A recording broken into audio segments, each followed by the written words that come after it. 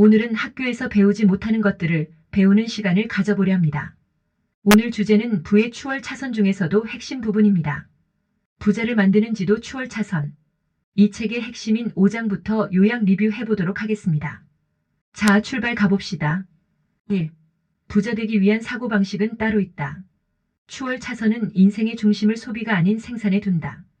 부채는 유용하고 시간은 돈보다 훨씬 중요하다. 의식 확장을 위한 배움의 교육은 중요하다. 세상에 돈은 충분히 많고 내가 벌 수 있는 돈도 아직 많이 있고 돈을 많이 벌면 돈은 나의 가치를 반영해준다. 사업 시스템과 투자로 주요 수입원을 만들어라. 부를 늘리는 주요 전략은 무에서 유를 창조하는 것이다.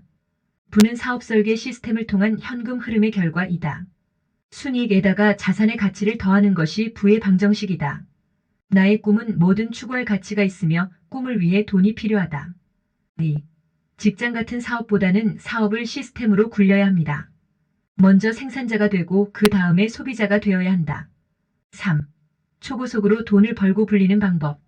사업체, 브랜드, 현금성 자산, 지적재산, 라이센스, 발명품, 특허, 부동산 등 가지가 증가하는 자산을 사고 팔아야 한다. 4. 추월 차선 진입을 예고하는 5가지 사업 씨앗. 첫 번째 씨앗은 임대 시스템으로 부동산, 저작권, 장비, 차량 등이 있다. 두 번째 씨앗은 컴퓨터 관련 소프트웨어 시스템이다. 세 번째 씨앗은 콘텐츠 시스템으로 책, 블로그, SNS, 전자책 같은 것들이 있다.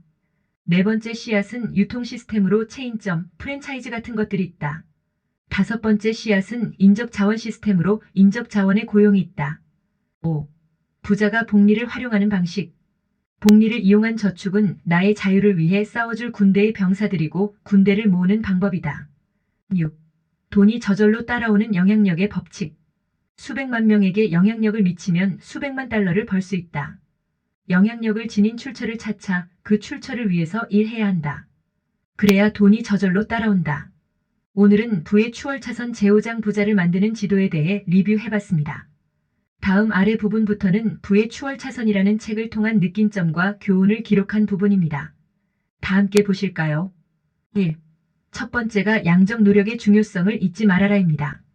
이런 식으로 번호를 매기면서 쭉 핵심 요약을 리뷰해보겠습니다. 2.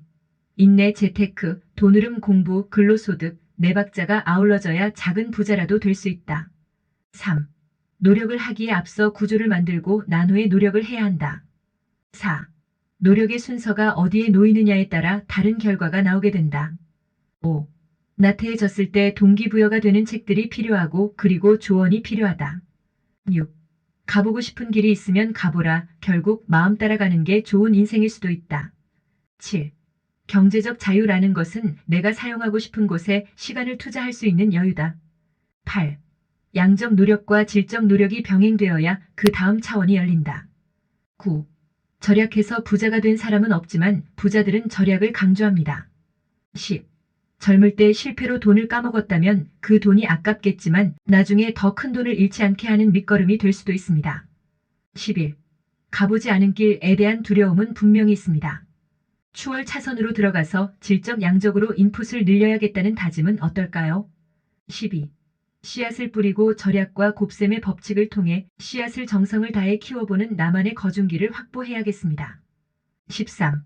이 책에서 제시하는 어려운 목표 중에 하나가 나만의 거중기를 만드는 거입니다.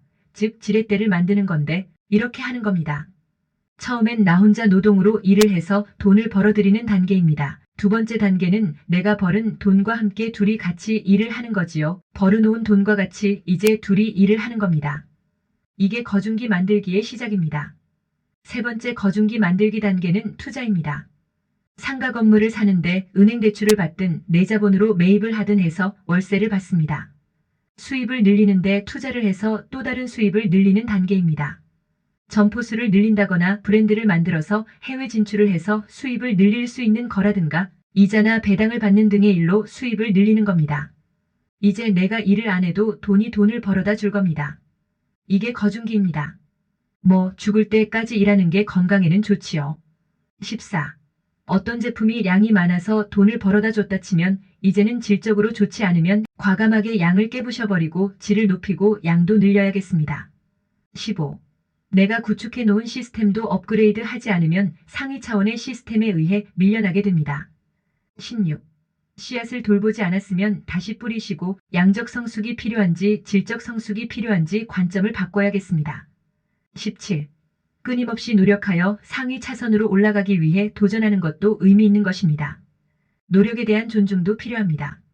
18. 부자가 되기를 원한다면 노동을 더 열심히 할 게 아니라 노동과 더불어 돈 버는 구조를 하나 더 만들어서 또는 바꿔서 노력을 해야 합니다. 19. 앞으로 평생 동안 내 편이 되어줄 곱하기를 얻어야 하는데 그것은 몸값이 높아지거나 또 다른 내가 여러 존재한다는 것입니다. 20. 부자가 되는 방법 제목은 참 그럴싸합니다. 종자돈 모아서 아파트 분양받고 오르면 팔고 그 돈으로 구분 상가 사서 임대해서 월세 받고 빌라 경매 받아서 또는 금매 나온 거 매입해서 리모델링해서 웃돈 얹어서 되팔아서 돈 벌고 거기서 벌은 돈으로 구분 상가 매입해서 임대해서 월세 받고 단독주택 구입해서 5층짜리 건물 지어서 되팔아 수입 남기고 뭐 이런 식으로 부를 늘려서 10억에서 50억 100억 부자는 될 수 있습니다. 세월 참 빠르게 흘러갑니다. 너무 스트레스 받지 마세요. 암 걸립니다. 하하. 오늘은 여기서 마칩니다. 다음에 또 뵙겠습니다.